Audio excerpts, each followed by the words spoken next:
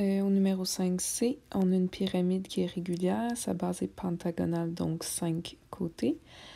Chaque côté mesure 2x cm. L'apothème de la base mesure 3y et celle de la pyramide mesure 4xy. Donc celle-là sert pour l'aire latérale et celle-là va servir pour l'aire de la base.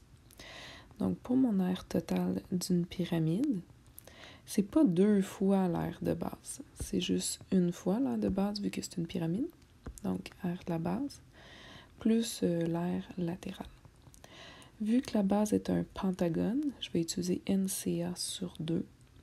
Et vu que c'est une pyramide, je vais utiliser PB pas fois AH, mais fois apothème de la pyramide, et je vais diviser en 2.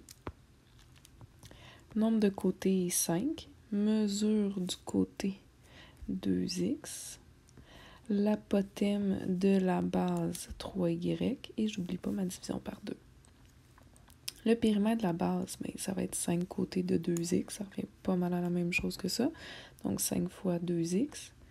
L'apothème de la pyramide, 4xy. Et j'oublie pas ma division par 2.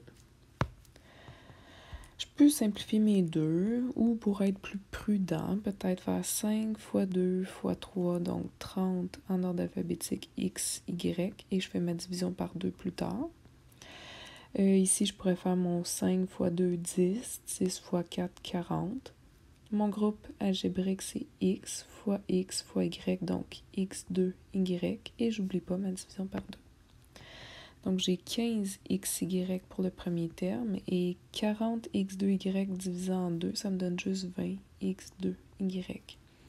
Mon binôme, je vais regarder si j'ai des termes semblables. J'ai un terme en xy puis un terme en x2y. Je suis censée mettre mes degrés les plus élevés, donc mes exposants les plus élevés au début, puis ensuite mon terme avec des degrés plus bas à la fin.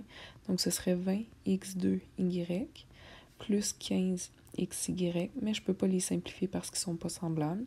Et les unités de mesure ici, c'était des centimètres carrés vu que c'est de l'air. Ça serait ça ma réponse. Juste le binôme, pas les unités de mesure, pas les parenthèses.